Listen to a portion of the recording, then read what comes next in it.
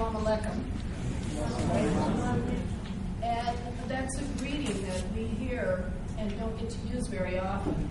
I'm excited to have our program tonight. My name is Donna Maxey, and I'm the originator? Founder, originator, creative force, the force behind Race Talks.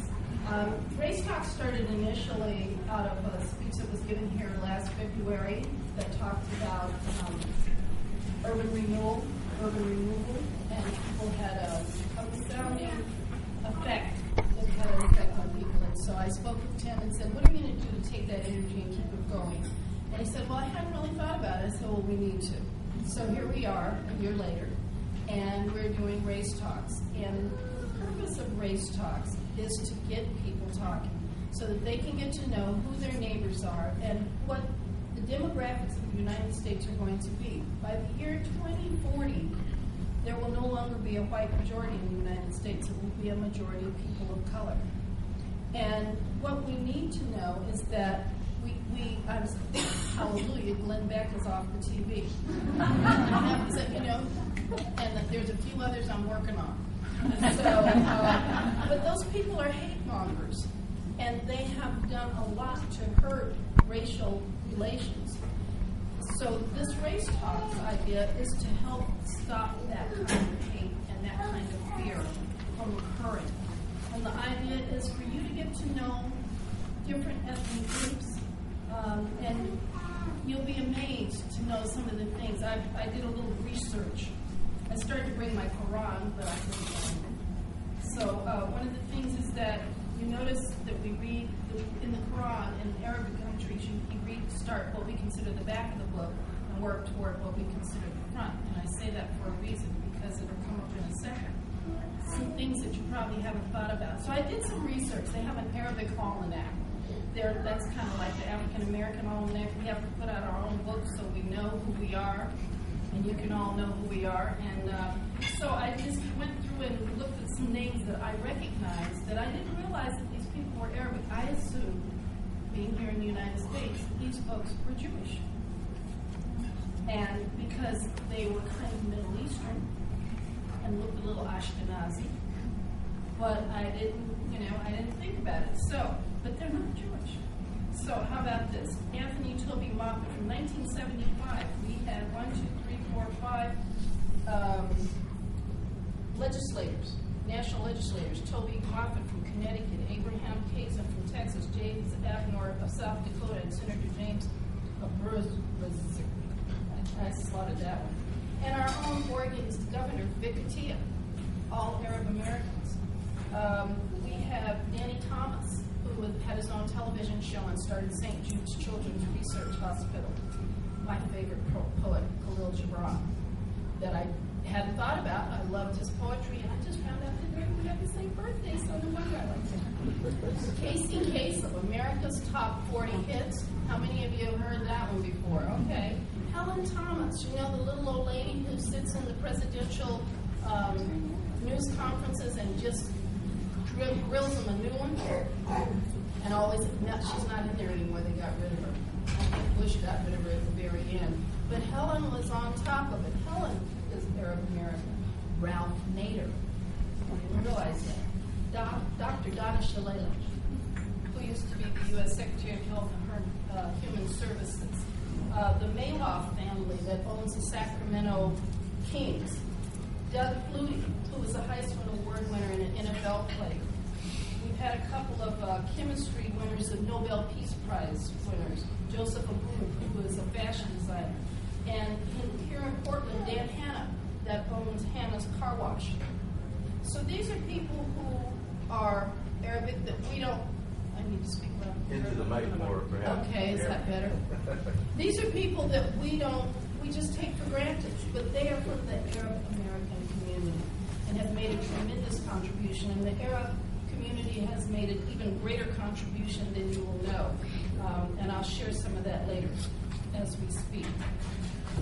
The first speaker I'd like to introduce to you is Imam Miguel Shabazz, Imam meaning minister, holy man.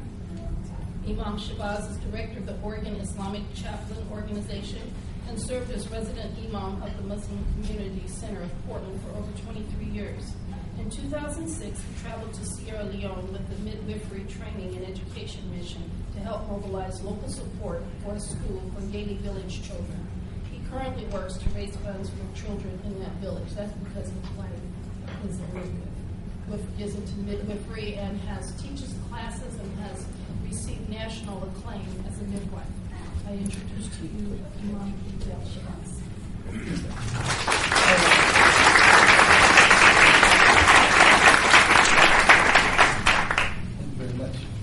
With the name of Allah, in the name of God, the merciful benefactor, the merciful Redeemer, I give open and sound testimony there is but one God, and that is Allah, and I give open and sound testimony that Muhammad is the messenger of Allah, and I greet you all again in the name of peace. Assalamu alaikum. Now, I need to correct something said with good intention, no doubt, but I am far, far, far, far, far from a holy man. An imam is never considered to be a holy man. We are servants of our communities, and that's about it. There is actually no priesthood in Islam. And so, since we are educating and discussing things, hopefully we want to make sure that we clear up any misconceptions. And I'd like to also announce for you tonight that I'm not Arab either, though I could be, because Arabs are complected as I am. In fact, one of the most prominent and well-known Arabs, Ibn Rabah, who was one of the first converts to Islam, was dark-skinned Ethiopian like me. I'm an African-American Muslim, born in America, born in Chicago, Illinois, born as to a family of, I would say, good citizens, Christian family, middle-class American, both parents in the home, had all the trappings of a middle-class child would have in Chicago, Illinois, bread basket or the plains of this country, grew up curious like everyone else, and I would say as I moved on in life, and became a teenager and then got more curious about life, moved out of my home and joined the United States Army.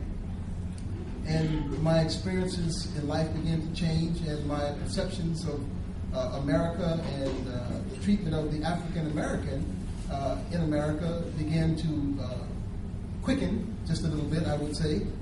And I started looking around as a young man in America many years ago, wondering about life, society, justice, injustice, rights, civil rights, human rights, my rights, and being left out. So, along that path, I went into the United States military. And when I came out of the military, just like most people that are the age that I was at that time, 21 when I came out of the military, after a stint in Vietnam, my eyes were open. And I had come in contact with gentlemen in the military who had experience with Islam from, I would say, a controversial community. And because they had contact with that controversial community, and in Vietnam, or like in most military situations, you do a lot of talking and a lot of educating. The younger ones get taught by the older ones, and at the end of the day, we all think we know it all. Got out of the military and went back to Chicago and began to live the common life of a citizen of Chicago with opportunities in front of me, questions in front of me, and wanting to see life differently and do things differently. I ended up coming to Portland, Oregon. And in Portland, Oregon, I was blessed to come into an environment where my older brother was already here, living here with his family, and he too was a Vietnam veteran, so that gave us even a deeper bond. And another thing that had happened to him while he was here, since the last time I had seen him at that point in history, he had become a Muslim. Now, in Chicago, Illinois, it is the home of a group of Muslims called the Nation of Islam, of which I was familiar with, had worked for, but wanted to have nothing to do with beyond that. Lo and behold, I come all the way out to Portland, Oregon, and guess who's one of them? Not only my oldest brother, but the one that I would look to as a role model. And, if you've ever had an older brother, you always think that your older brother can beat everybody, smarter than everybody, can do everything. So, my older brother was one of those Nation of Islam guys. And so that automatically opened up my heart, opened up my mind, opened up my trust, and satisfied my curiosity. I could ask my brother anything. And I believed if my brother was involved in something that I should at least give it due consideration. And so I did.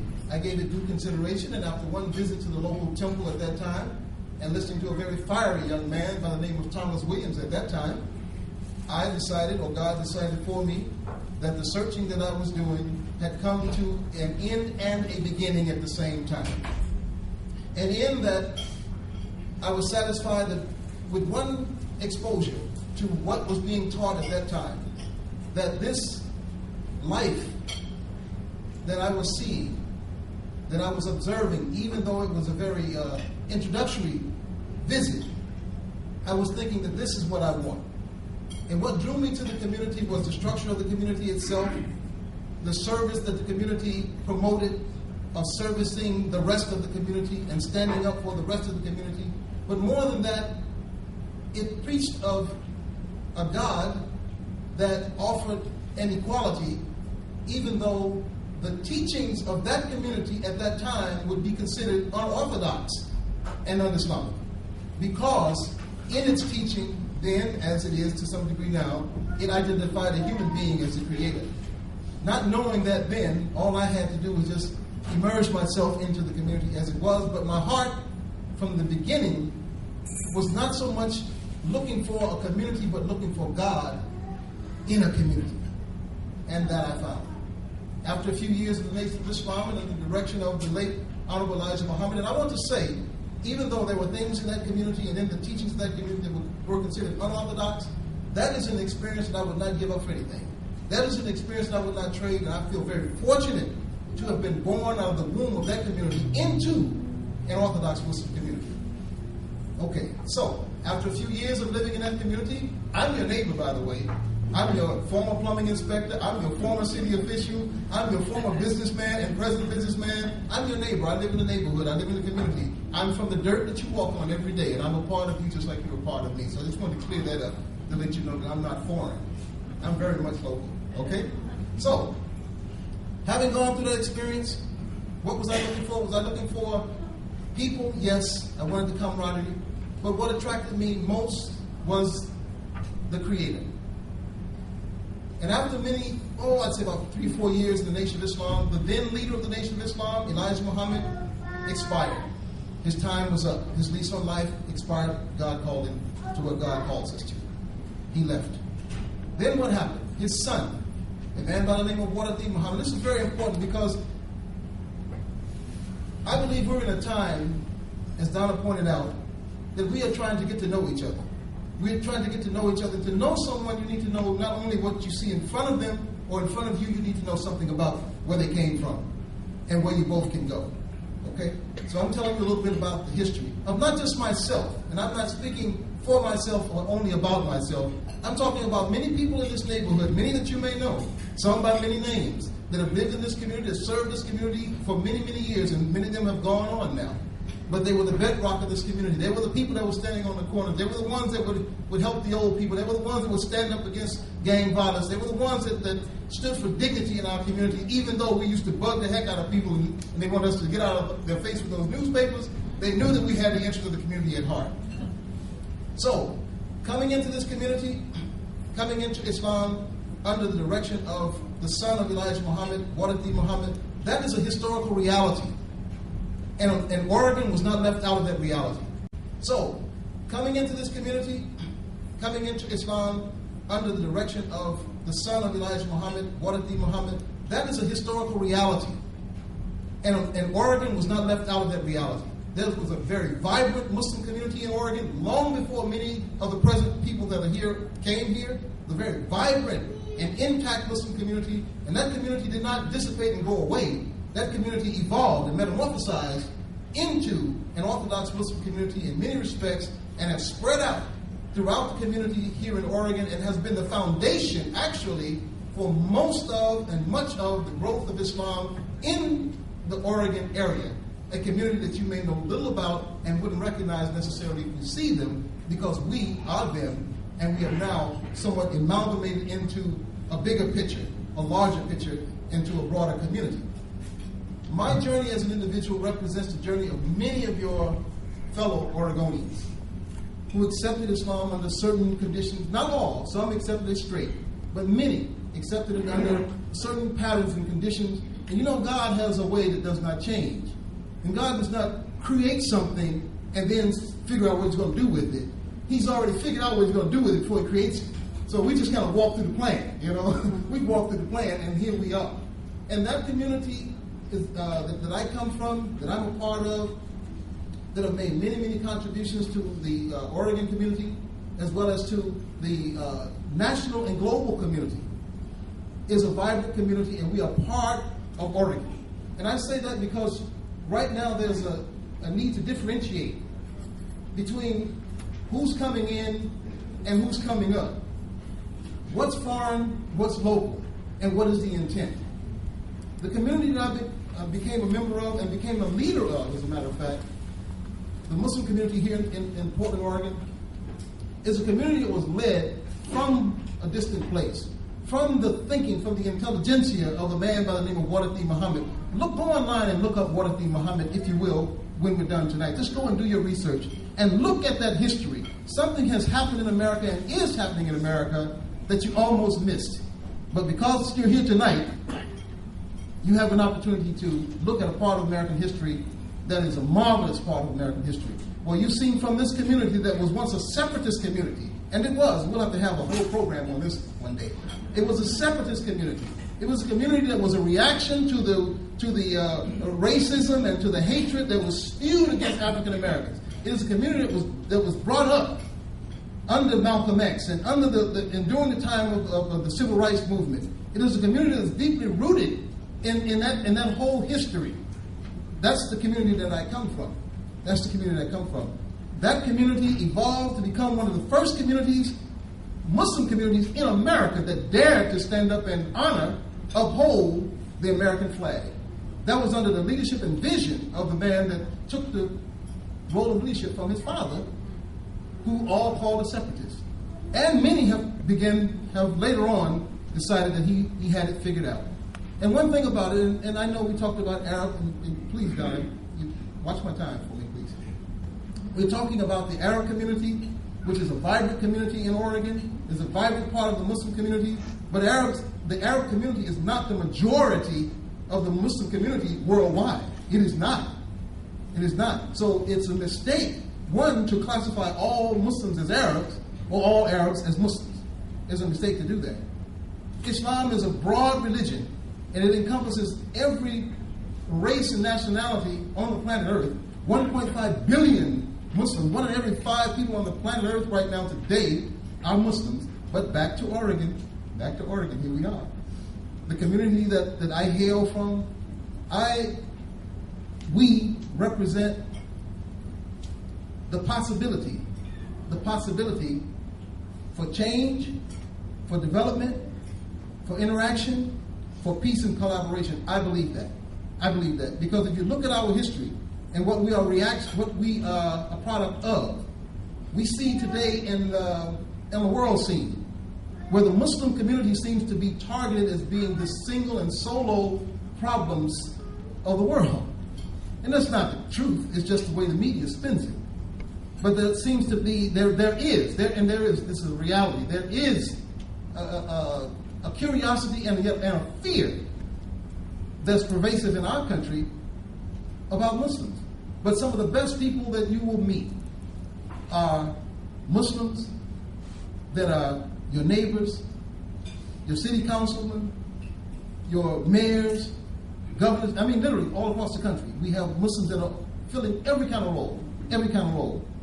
People who are not only appreciative of the blessings of God to be in an environment such as the one that we have, but that are working hard to impact that environment in a positive way. from every walk of life, And I just simply represent a fraction of that. And you will see many who look like me. But there was a great diversity among Muslims. Huge diversity among Muslims. There was a great diversity among Arab Muslims. All Arab Muslims are not the same, don't eat the same, don't talk the same, don't think the same. Different dialects come from different parts of the world. African Muslims, East, West, different. Do Muslims love Christians or hate Christians? It all depends on the Muslim. It really does. It's just like Christians do for Muslims. But for the most part, there is I would say, an openness and a desire among the people of faith to be able to live according to their faith and according to their belief systems, and to live among others and to be respected. So I think I've pretty much given this a good warm-up now. And you've got a pretty good idea of who I am, not just Mikhail Hamid Shabazz, the person, but I want you to please look at me as Mikhail Hamid Shabazz, the representation of people who were born in America, accepted the religion of Islam, who have made many contributions and are making many contributions, from the ministries to the military. We're everywhere.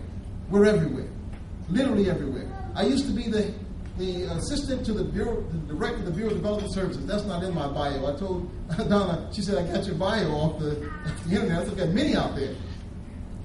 And in that role, my role was diversity development. I'm an award-winning diversity development proponent. I promote diversity. I believe in diversity. Why do I believe in diversity, and how can I promote it so easily? Because my religion promotes diversity. My religion recognizes the differences and the rights of all people to have those differences. And they don't have to be or follow my faith in order to be afforded the right and respect for their diverse colors, shapes, sizes, ethnicities, gender, and points of view. And that's a reality. And in fact, my religion requires me to defend that. And because it does, it also requires me to respect the rights of my brothers. So I'm going to sit down and let them speak. Thank you very much.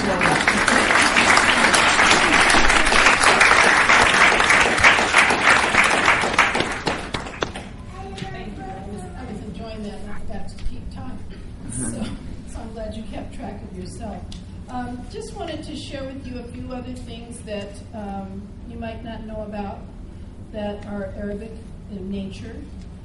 Some of the cultural advances that the Arabic culture is responsible for. The numerals 0 through 9. Actually, 0 was developed by the Indians, but the Arab culture perfected that. The use of 0. Now, up until that point, people were using sticks, and 0 as a placeholder became very important. You have to get kids' films, some teach elementary teachers, so you need to get a kids' film to figure it out so you can really understand it. But they also, from that, developed the decimal system that we use all the time. The Arabic culture developed astronomy and its measurement, its calculations, degrees and minutes, and they developed astrology. Some of the Arabic words that we have, words that are Arabic in origin, are almanac, amber, artichoke, caliber, chemistry, cipher, albatross, alkali, elixir, jar, jasmine, mascara, mattress, orange, sherbet, sofa, talc, tariff, zenith. Thought I didn't know that note. So we have much to be grateful to the Arabic community for, and not always knowing that we use things that were it not for the Arabic culture, that our society would not be moving along as smoothly as it does. I'd like to introduce to you Dr. Khalil Zanouzi. Dr. Zanouzi is a PSU faculty member since 1984 and has also served PCC as an adjunct faculty in sociology since 1989. He currently teaches in the College of Urban and Public Affairs and Business and School of Business Administration at Portland State. He directed the International Student and Faculty Services for 12 years. He is the founder and CEO of Global Connections International and president of Global Academy for Education and Training, which is committed to the expansion of global education and understanding. He directs various successful international students, scholars, and executive leadership programs. Dr. Zanuzzi is also co-founder and president of the Oregon Center for Spirituality and Health, a nonprofit educational organization advocating holistic approach to health, medicine, and well-being. OCSH conducts research, publishes, and offers annual professional workshops. And he has taught several courses related to the sociology of religion. This man is busy. This man is busy. He's currently on the board of Uniting to Understand Racism, which is the foundation, which is one of the sponsors of these talks. He served as the vice chair of the Oregon Task Force for Racial and Ethnic Issues in the Judicial System. He's a dynamic and visionary speaker and has served as a spokesperson at national and international levels, representing local and regional civic organizations dedicated to critical issues related to physical and human ecology.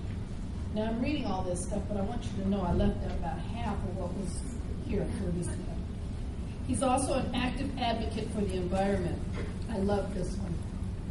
He has represented the National Wilderness Society at the nation's capital in Washington, D.C., speaking for the preservation of Arctic National Wildlife Refuge.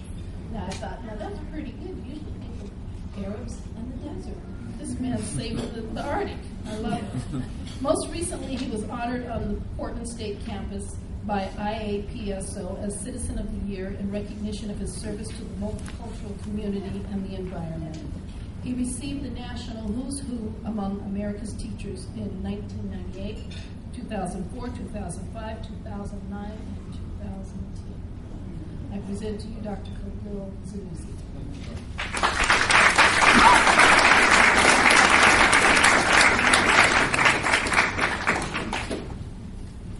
Now that you read all of that, I can sit down. Good evening, and it's certainly a privilege to be here. I did this mic a little justice so I can sound well. First of all, I'd like to make sure that I share with you that I am not a theologian. I'm not a religious leader. I'm a sociologist and urbanologist. Sociology of religion has been my principal interest. And so with the respect to my esteemed colleague, Imam Shahbaz, I leave the issue of theology to him, and I think his eloquent presentation addressed quite a few points that I wanted to do, but he certainly was more qualified to do that. We have limited amount of time, ladies and gentlemen, and plenty to talk about. Religion and culture and politics of Middle East is not an easy prescription to fill, to be honest with you. I am not an Arab, by the way, not that there was anything wrong if I was, but I'd like you to know that my ancestry goes back to Arab heritage. In fact, I have an M in front of my name, which means it's abbreviation for MIR, which means descendant of prophets of Islam. So I was born and raised in Iran or Persia. Sometimes we avoid saying Iran simply because of the political connotations.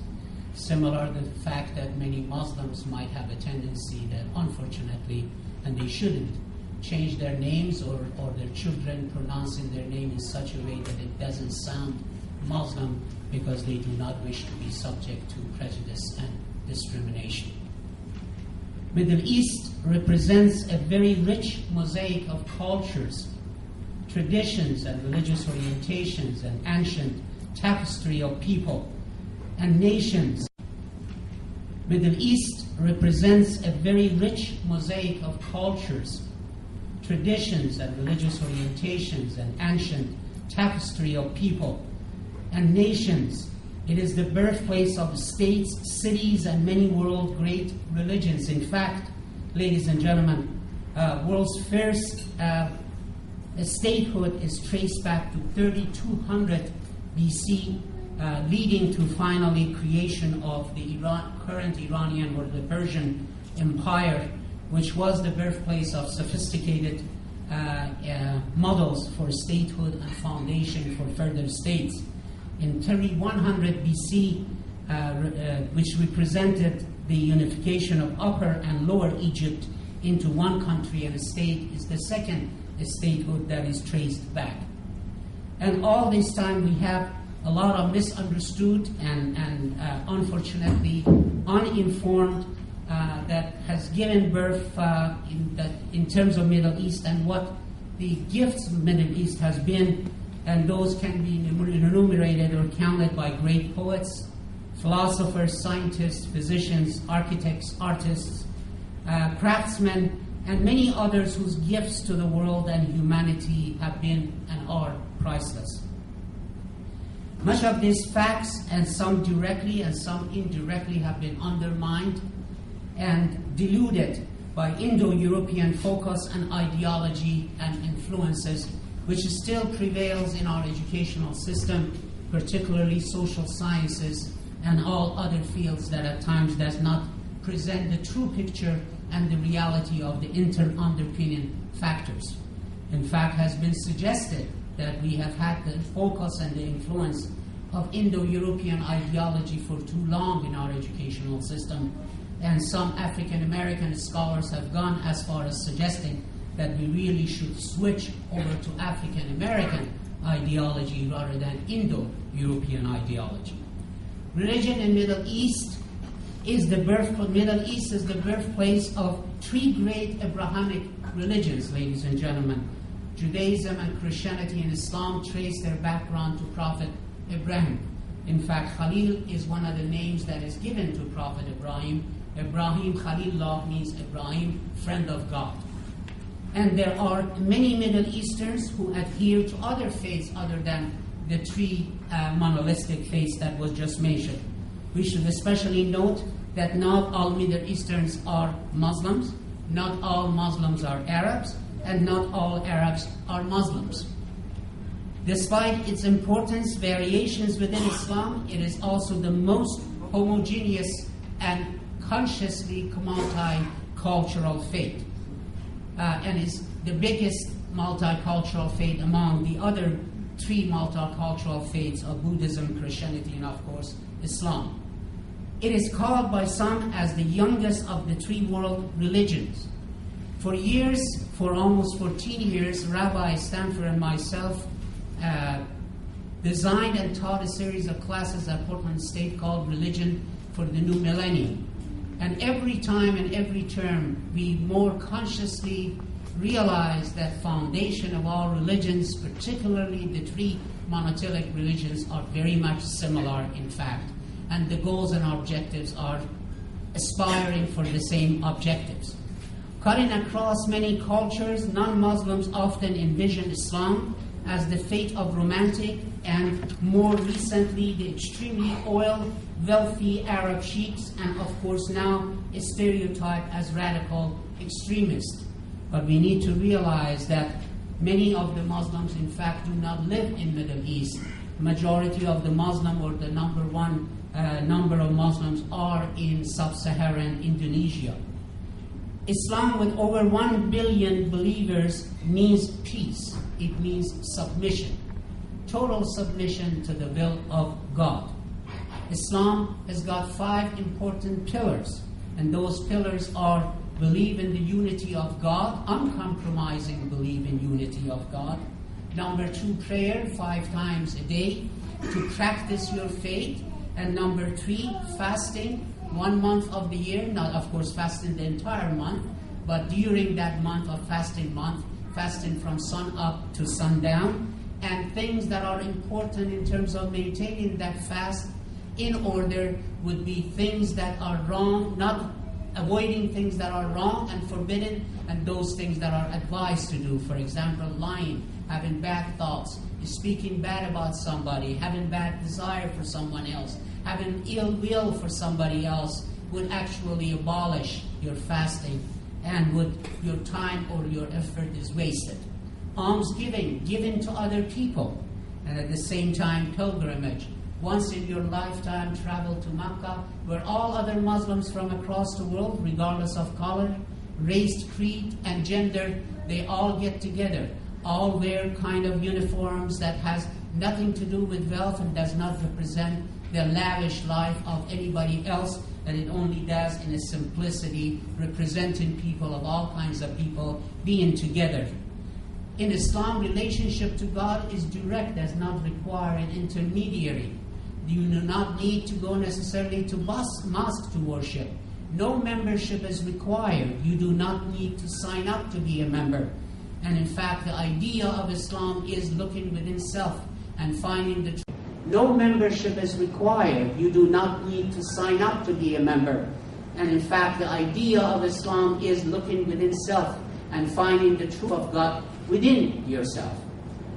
Unfortunately, ladies and gentlemen, there are a lot of disordered and a lot of distortions attached to Islam, which is increasingly being covered by media, and distorted visions have attached a stigma to Islam. For example, when we hear of some people making a statement that President Obama is a Muslim, and people come into defense that say, no, he's not a Muslim.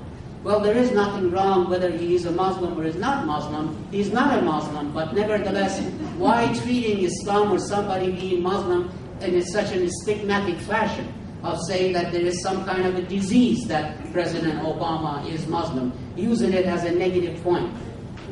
And these are very important issues. Islam as Muslims continue to present a negative image of the religion in the media. And in my opinion, in fact, Muslim scholars and Muslim leaders have not done as good as a job they can in terms of trying to clarify some of these misconceptions and misrepresentations, particularly within the American media. And that is something that I think needs to be paid attention to. There are a lot of contradictions and conclusions that they attach to the community of Muslims and Muslim people. Why not the same in case of other big religions? Certainly negative activity or negative behavior are not inclusive or exclusive of the Muslim community. And we need to understand that these are important issues that needs to be paid attention to. Radicalism in Islam, as suggested by Imam Abdulaziz Abdul Rahman, Imam of Mosque, is a committee that has been assigned by Peter King, U.S. representative, to study or have a committee to investigate radicalism in Islam. The question is, why not study radicalism altogether? Why not look at the issue of radicalism as a big picture and not attach it only to the Muslims?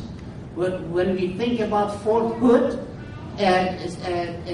shooting, or we talk about Arizona shooting, and we talk about all other things that perhaps even have no relationship to religion or religious background of the assailant, what about thinking about the issue of mental disorder?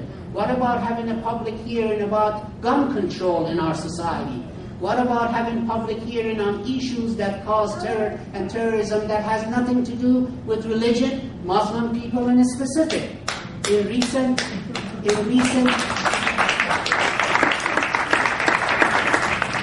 recent broadcast in Muslim on CNN called Muslim Next Door, the story was about a town called Murphy's-Board. And in this particular town, there is a great amount of tension that has been created as a result of people's objection against building a Muslim mosque and Muslim center by the Muslim people who, in fact, before this intention and until 2-3 years ago, they had no tension and they had no bad experience with the rest of the city people. Let's hear some of the statements that are made by some of the people. Everybody knows they are going to kill us. The same people we are fighting in Afghanistan, they worship another god. Well, in fact, Muslim people do not worship another god. If we believe in one God, and if we are believer of a monotheistic faith, there is only one God. And Islam says, Allahu Akbar, there is no God but one God. And that's the most important statement to make. And of course, that's the same God that you begin saying, Bismillah ar-Rahman ar-Rahim, in the name of God, the compassionate and the merciful. And that's the important thing to realize. I do not say that, to another statement, I do not say that I hate them, but I say I do not want them here. Well, what does that really mean? And what does that portray? And how are we going to allow these particular negative statements and negative connotations to continue to exist and poison the thoughts and the minds of our people? How are we going to tolerate and allow this to continue, because it will do nothing but compromising the very essence of freedom, coexistence, and spirit of community in our society? To embrace Islam, ladies and gentlemen, it says to embrace terrorism, and that is false and that is wrong. There isn't a statement in Islam or a segment in Islam called jihad. And of course you have heard this particular phrase by many people, uninformed, inappropriately using it on the news media, saying jihadist. Jihad is this and jihad is that, without recognizing what does the term or the word jihad really means.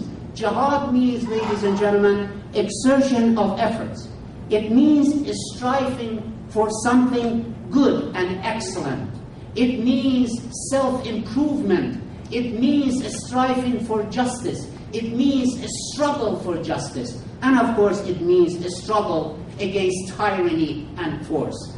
But in nowhere it means that is a self-initiation of terrorist activity or discussion of the other. As Imam Shahbaz referred to it, is the issue that is important for us to realize is the fact that you need to care for the other, regardless of their faith, regardless of their race, regardless of their creed. In fact, sometimes you think that, well, Geneva Convention perhaps made a copy of the jihad and jihad ideologies, because it is in jihad that was prophesied long time before Geneva Convention becomes an issue, that one shall not, without any reason, call for a war against no one. That you have to go through various steps before you even reach the battleground. And once you reach the battleground, if there is an iota of opportunity for peace, for negotiation, for avoidance of harm and hurt to someone else and the other, you shall stop and negotiate peace and agree with peace. Jihad talks about, on various of its definitions, talks about the issue of having mercy, talks about against, yes, thank you very much, talks about against issues of torture or agony or experiencing agony for the prisoners. The important issue that is to pay attention to in Islam, again, that defies some of the negative points, is stewardship. A stewardship of the earth and a stewardship of everybody who lives on earth. And I'd like to go to the issue of justice and examine the term Islam based on its morphology essentially means peace. Peace with God, inner peace with oneself, and peace with others. In Islam, there is a statement saying that justice and peace are twin birds of a bird. That in fact, without peace, without justice, you cannot have peace. The same way that a bird cannot fly only with one wing. I'd love to share with you something very quickly as far as what would be the recommendation and what would be the solution for the future. I remember that in October of 2001, I was among the fortunate people that were invited. Actually, there were about 89 people who were invited, representing various NGOs from across the country, by the Secretary of State to Washington, D.C. And the question was, why do they hate us? We spent a whole day dividing up into smaller groups and discussing, finally coming up with the conclusion to answer the question of why do they hate us. Well, our first answer was that they don't hate us, and we should not have that assumption. The act of a selected number of people, for whatever reason, which is wrong, bringing about a tragedy and misfortune of September 11, it is not the sign that people or those people are hating us. But it's amazing that we came up with the same conclusion similarly to all 89 people at the end of the day that we had in the morning after our first session. And they were 3 words: inconsistency, double standard, and inappropriate, improper economic and social intervention in the other societies. Ladies and gentlemen, in order for us to be in a strong society, in order for us to overcome our problems, we need to realize that we are all people of the world. Socrates says, I am not citizen of the Athens nor Greece, I am citizen of the world. The important ingredient is that we should strive for unity, not uniformity. We do not to be the same in order to be a unit. We do not to be the same to be a unified, strong nation, and by nation I mean the nation of the world, not nation of America or anybody, any place else. Thank you very much.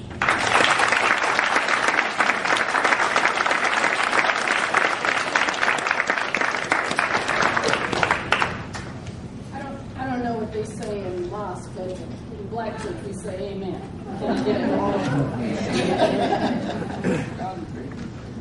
I thought I'd put it on kind of a light note because I got a joke from my cousin the other day, and I thought, gee, he didn't know. Yes, he did know. I said to him that we were having these talks.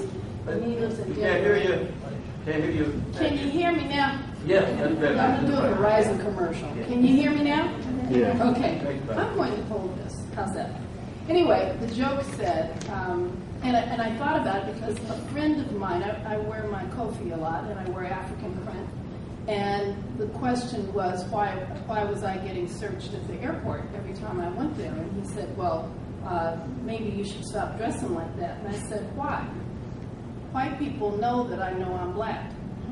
You are wearing Western clothes. You think you're not. That doesn't mean they don't notice you, that you are black.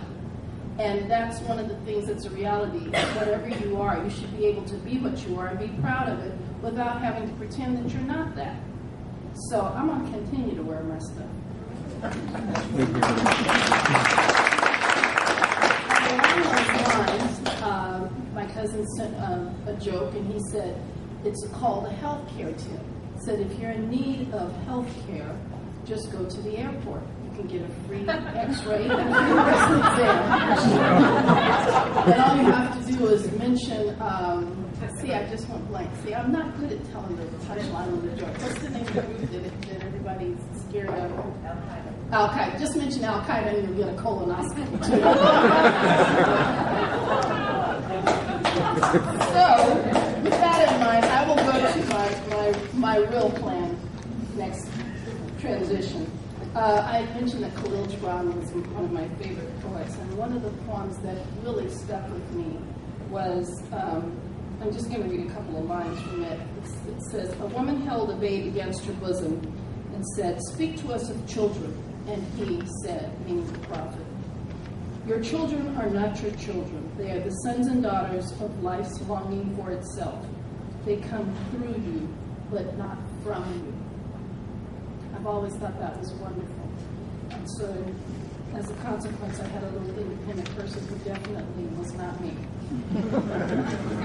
I'd like to read very quickly on friendship, because I think this is very appropriate for this time that we're having a program on Arab Americans, and I know what it feels like to be vilified. 50 years ago, this would have been a program that was on African Americans, and we would have been just as vilified as the Arab Americans are being vilified today. And so with that in mind, I'd like to read this on friendship. And a youth said, speak to us of friendship. And he answered, saying, your friend is your needs answered. He is your field which you sow with love and reap with thanksgiving. And he is your board and your fireside. For you come to him with your hunger, and you seek him for peace. When your friend speaks his mind, you fear not the nay in your own mind, nor do you withhold the a. And when he is silent, your heart ceases not to listen to his heart, for without words, in friendship, all thoughts, all desires, all expectations are born and shared with joy that is unacclaimed. When you part from your friend, you grieve not, for that which you love most in him may be clearer in his absence, as the mountains to the climber is clearer from the plain. And let there be no purpose in friendship save the deepening of the spirit. For love that seeks aught but the disclosure of its own mystery is not love, but a net cast forth. And only the unprofitable is caught. And let your best be for your friend. If he must know the ebb of your tide, let him know its flood also. For what is your friend that you should seek him with hours to kill? Seek him always with hours to live. For it is his to fill your need, but not your emptiness. Seek him always with hours to live. for it is his to fill your need, but not your emptiness. And in the sweetness of friendship, let there be laughter and sharing of pleasures, for in the dew of little things the heart finds its morning and is refreshed.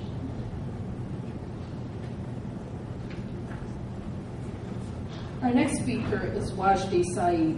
Mr. Saeed is president of the Muslim Educational Trust Board of Directors and has worked with the Muslim community as well as the larger community to promote a better understanding of Islam.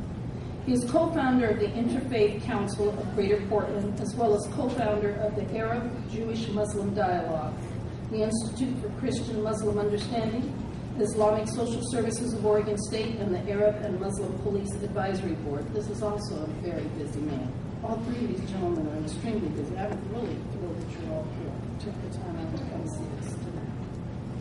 Mr. Saeed also gave the invocation for the opening ceremony of the Oregon House of Representatives in February 2010. He has received several awards, to mention a few: 2009 Certificate of Appreciation for Founders of the Institute for Christian Muslim Understanding, the World Affairs of Oregon and National Council of International Visitors Gold Star and Most Exemplary Educator, 2006 Interfaith Council of Greater Portland Leadership Award, 2005 City of Portland Most Exemplary Volunteer Rose Award, 2004 Portland Public Bureau Leadership Award, 2001 the Muslim Community of Portland Service Award, 1999 the Asian Reporter Foundation's Exemplary Community Volunteer. A very busy man with lots to say. I present to you Mr. Wajdi Saeed.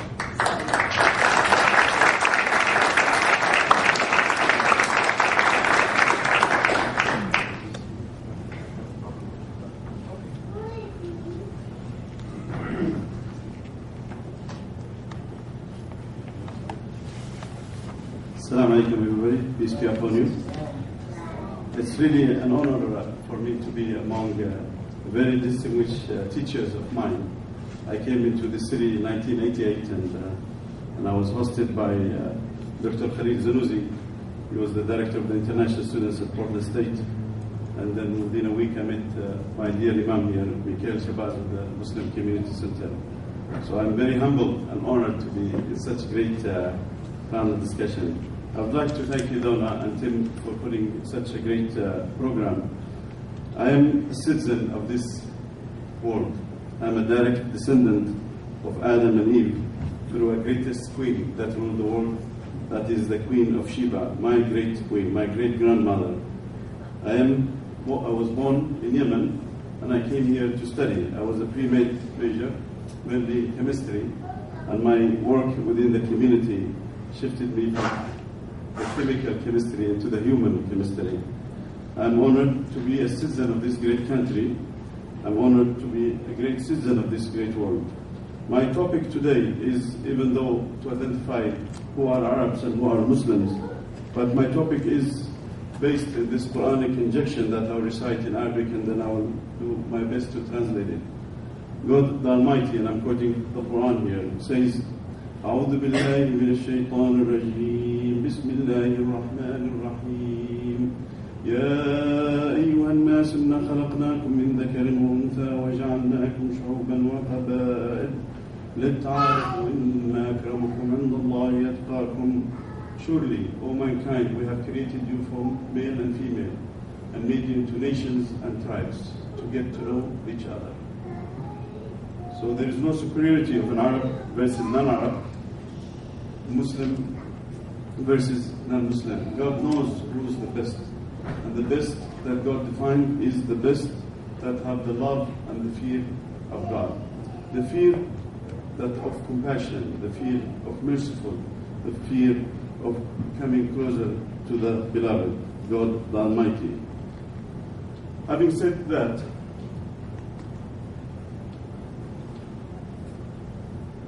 so Muslims and Arabs are not necessarily the same, as Imam Shabazz says.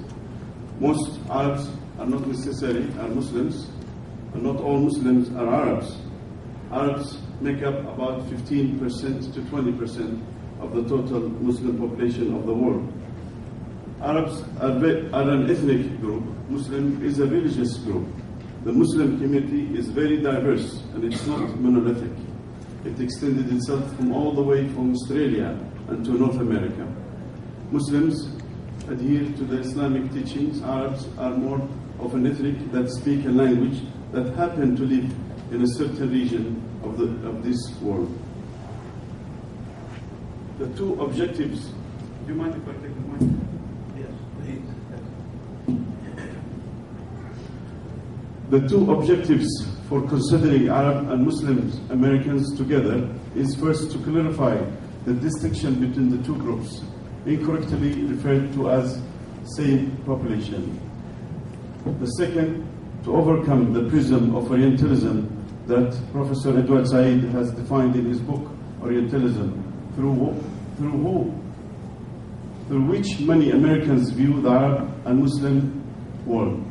Simplistic view of people and history of the Orient with not recognition of change over time or the diversity in many cultures.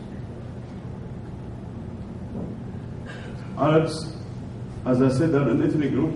Muslims are a religious group. Islam is the faith, like Judaism, Christianity, Buddhism, and Hinduism. Muslim is a believer of that religion, like Jewish, Christian, Buddhist. One cannot accurately identify the Muslim faithful by nationality alone. Clearly, being an Arab does not define one as being a follower of Islam.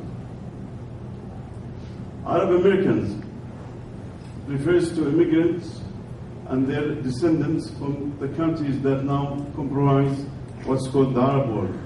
Middle Eastern is a misnomer of that region because it is an imposed naming that been imposed by the colonial of that time of the world, British and French and Dutch. The Arabic language is one of the most single unifying force among all Arabs that extend from South Arabia all the way to Iraq and Syria and Northern Africa. There are up to 3 million people within that claims of Arab ancestry in the US. The diversity of the Arabs, early immigrants came in the 1865, defined by Senator James Abu Razk.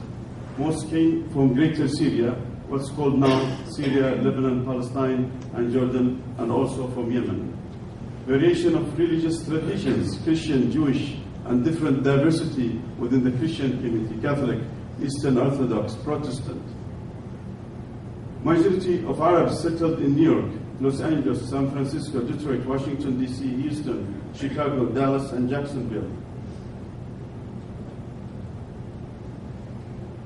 There are 1.2 billion Muslims in the world. The main guiding principles for Muslims are the Quran, the words of God to Muhammad, peace be upon him, through the Archangel Gabriel, and then the teachings of the Prophet Muhammad, what's called the tradition or the Sunnah. One can become a Muslim by simply saying that there is no God but God and Muhammad is his messenger. By acknowledging Muhammad as the last prophet, you are acknowledging all the prophets that were mentioned in the Hebrew scriptures as well as in the New Testament. What is the Quran? The Quran is a compilation of 114 chapters that have been revealed to Muhammad in a period of 23 years.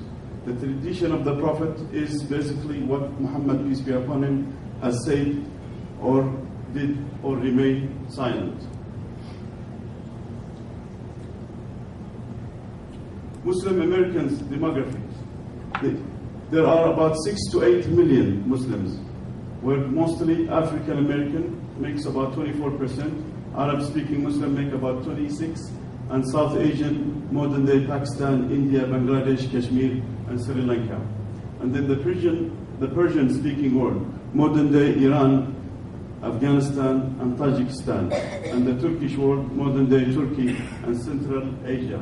And then African Muslims, European American, that reverted or converted to Islam within the last 30, 40 years.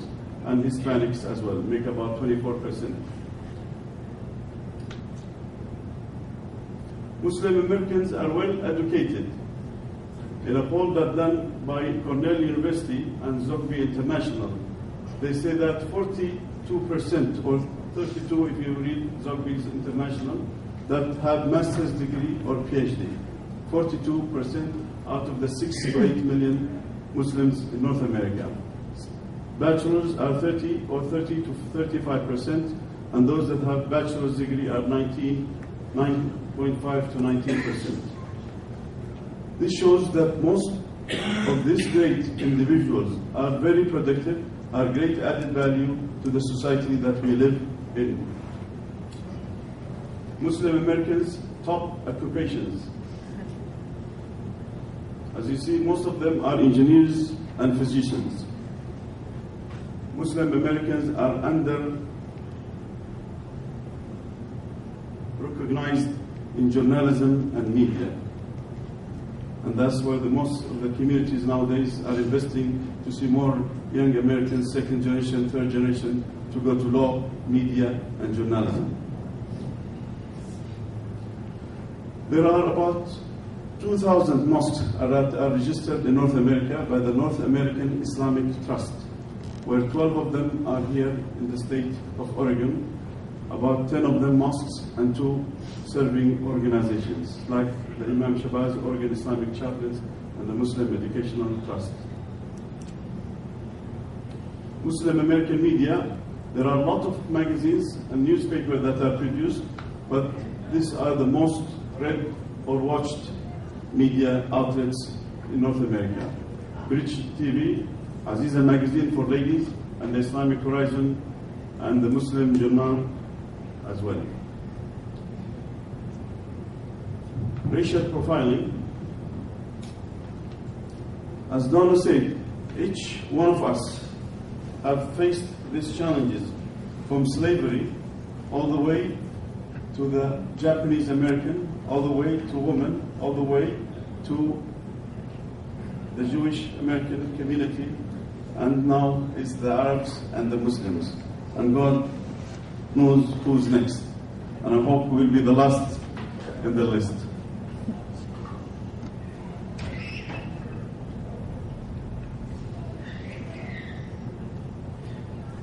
Racial profiling is an arbitrary law enforcement initiated action based on race, ethnic, or national origin, rather than a person's behavior become an instance after 9/11. The U.S. Department of Justice required that all foreign-born Muslims, men, be photographed, fingerprinted, and interviewed. This is similar to what's called Nazi Europe. The registration process deepened fear and disillusion among the many law-abiding Muslim citizens of the United States.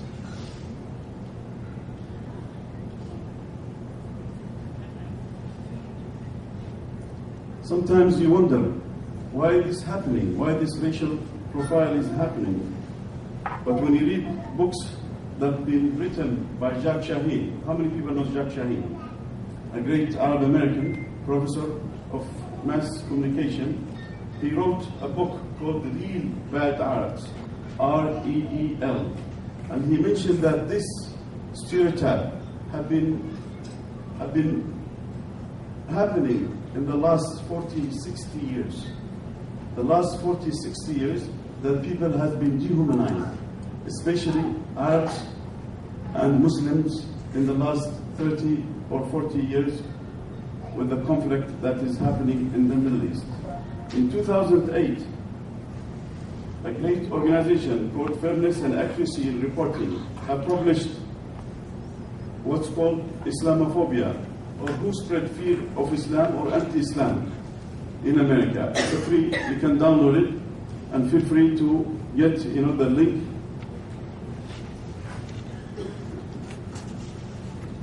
And they have traced 12 individuals that are behind all kinds of negative portraying of Arabs and Muslims in the United States.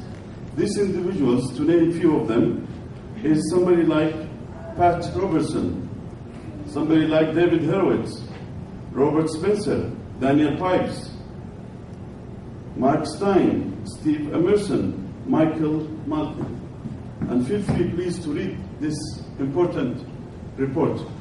By that, you'll be able to understand why this is happening. Most of the reaction that we see, it is a result of ignorance. But this ignorance happened to being produced by people that knows what they are doing in a strategic way. To dehumanize a person, basically you have to portray them in negative, so it is easy to be accepted as a person that needs to be profiled or racially profiled or religiously profiled. So what is our job as humans? Our job is to portray a positive interaction, to bridge. No matter how much challenges we face, we have to build bridges of understanding. We have to talk in a positive way, to talk and talk and talk, and have a plan of action. And this is the only way that we'll be able to create that utopian society, better of love and respect.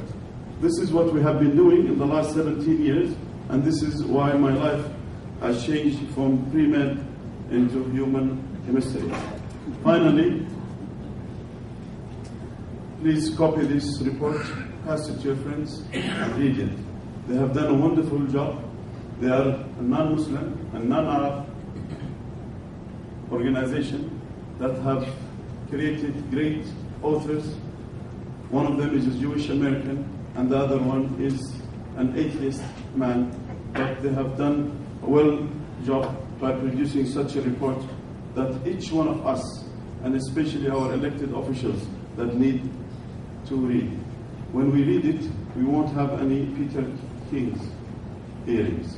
We will have a great policies, we'll have a great bridges of understanding, we'll be able to invest in the right way, we'll be able to invest in education and build the bridges, and our great country will be able to export love and respect and great initiatives that we honor every day in this great country. Thank you very much, and I appreciate the opportunity, and I'll be more than happy with my friends over here to answer any questions.